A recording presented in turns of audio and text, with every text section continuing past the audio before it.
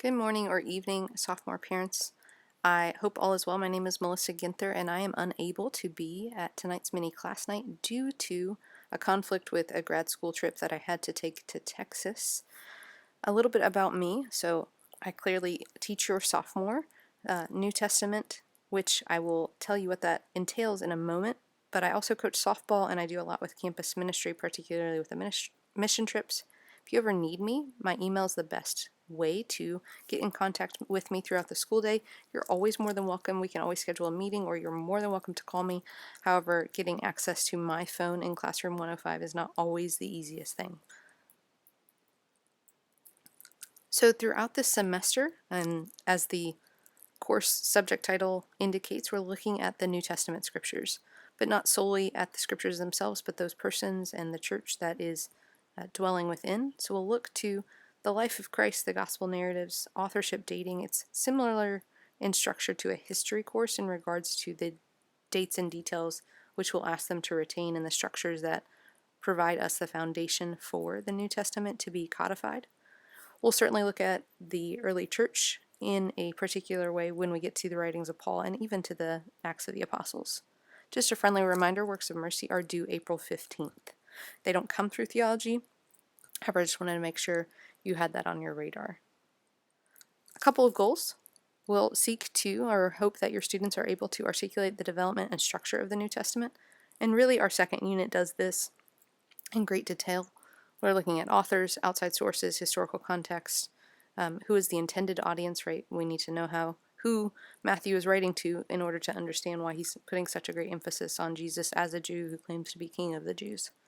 And to explain who Jesus was based on both historical commentary and non-scriptural evidence. We've done a little bit of that this week. How do we know Jesus even walked the face of the earth? What historical accounts do we have of that? I also hope that your students will be able to understand the significance of the Old Testament. So we've done, again, a lot of this in the first unit as a prefigurement to Christ's mission, and we'll do this in a more in-depth manner as we go throughout.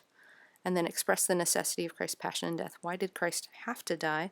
Why was the resurrection a necessary part of the journey of salvation? So objectives, how will we do this? Certainly a great emphasis on Scripture, right? How it was formed.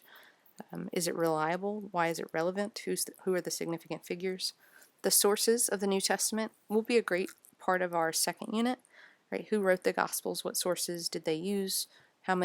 What percentage of the Gospels are directly copied from one another? Fun fact for you to throw to your kids, 97% of Mark's Gospel is copied in both Luke or Matthew. Jesus, who he is, right? Who did they expect him to be? And then the Gospels themselves, dividing them between the Synoptic and the Johannine. How do they differ in their presentation of Christ? Why do we have three that are so similar? Why would we keep them all? And then prayer. Several times throughout the semester, we'll take time to reflect. And your students this semester will also be asked to, what would they say in a homily, right? So they'll do a flip grid, typically once a week, starting next week, and submit a 2-minute video just walking me through, oh, this passage stuck out to me. Here's a story that connects to in my life, and here's how it might be calling us to live holiness in a more particular way. So grades, I'm not going to read you all of these things.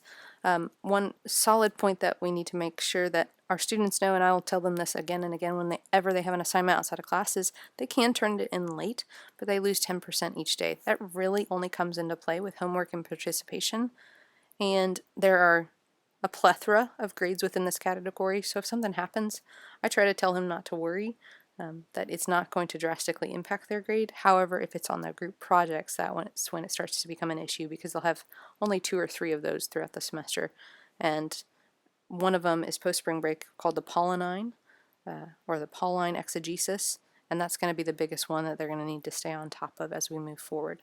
Notebooks, they have guided note packets throughout the semester, and they simply turn those in. It's a nice little grade boost towards the end of the semester as we approach finals. And that's all I have. Thank you for your time.